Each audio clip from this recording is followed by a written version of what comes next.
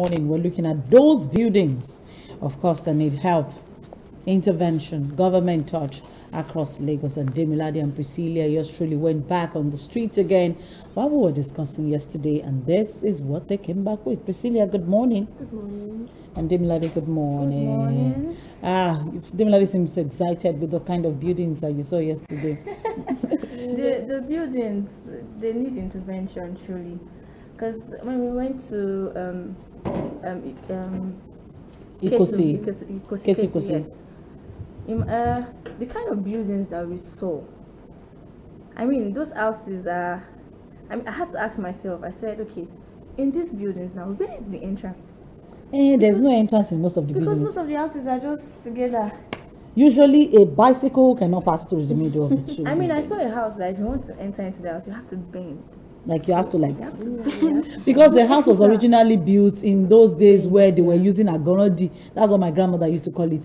All those doors that they used to swing like this. So rather than rebuilding the house, they just built something on top of it. Yes, I saw a house where a building where they've already built like 2-story building, and there were already some cracks, and they were still building extra on top. Let's take a look at those videos so that you can tell me exactly what you saw. So, cracks on top of what? On top of on the building. In the building, there are cracks, yes, and they built extra. There's even one I sent you a picture of the crack. The building, the walls have crack, and the pillar holding the balcony already has cracks on it. So you can imagine people are living upstairs. People like are on that balcony. So there are a lot of buildings like that. If you go, I'm sure not just in K2, if you and go they're paying around rent. They are paying rent. That's one that pays. Of course, they are paying rent. They are paying rent. That's the building that has crack on the pillar.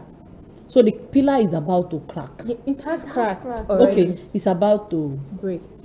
Yes, you even see some houses they've patched here and there. And the beautiful thing they now do is when they now plaster, they will not paint it. So you don't even know.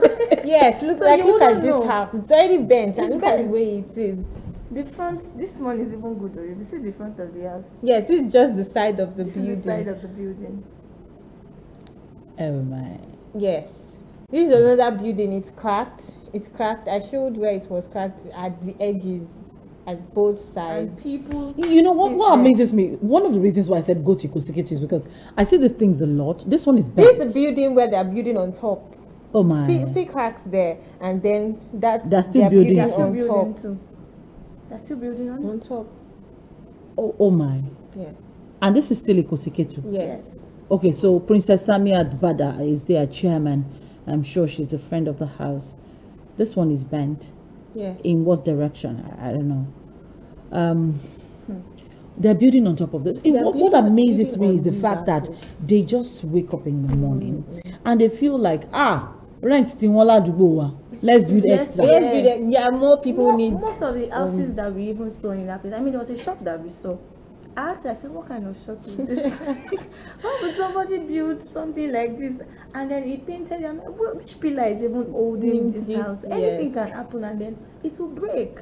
But people are there. People are there. Haven't people paid rent? They pay, definitely. You can't move in without the shops are full. Yes. Oh my. That's the situation we find ourselves, because Lagos is overpopulated and people keep moving into Lagos. So people feel like we need to keep building homes for people who come into Lagos. And then we make more money. That's people the business. Think they need to keep taking advantage of people who come into Lagos. Yes, so they keep building. In fact, no space. You see houses that there are no space at all. There's a particular house that we saw. I had to take my time to look at that house. This is one. There's a shop in between. And so above the shop, they did like a pavement. When rain falls or anything, it comes on top of the shop. That's the pavement they've done. And so the water will now leak. I'm not like, these two houses now, this house is now joined together through that pavement. How would these people now enter? The shop will now have rest. Because when the rain is falling, it's on top of our shop. The thing is, no space. The little space you see, they'll build shops to just cover it all up. Like that building before they showed, it's two different houses. Then two buildings, then they just did something in the middle to link both of them together. That's the situation of things, and I'm sure all around Lagos, not just Ketu, you find things like this. So if we have things like this and we know that there are disasters waiting to happen, I think the building agency has the job cut out for them. You don't need anybody to come and tell you. See, there was a time I was looking for a house in Ketu, and I saw so many of these houses, and they go for as high as 650,000, 750,000 for a 3-bedroom flat. The building is already standing on wobbled legs, and then you're paying 650 for it, and people are rushing. I mean, in the blink of an eye, they tell you it's been taken.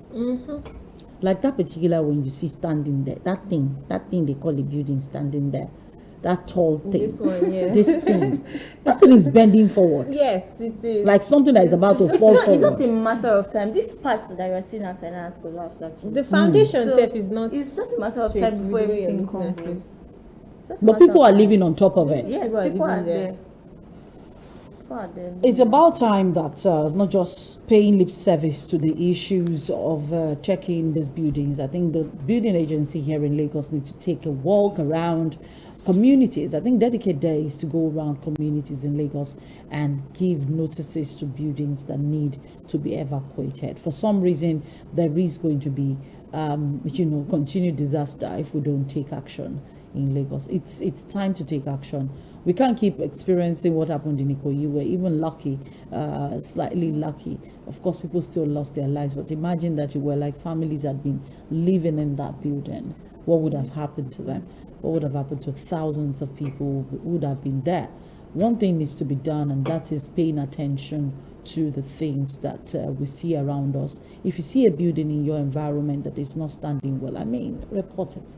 Yeah, that's the best thing to do. Just report it. At least to save lives, you just have to just say something about it because it's all in our hands. It takes just a blink of an eye for a building to collapse, and it means for thousands of lives to be lost. Thank you so much, Demilade and Priscilla, for going on the street again to check out this. We'll be back again next week. We have so many videos of this building. We keep calling government attention to it. I'll see you again on the Bumper Breakfast. Keep watching MITV and have a beautiful day.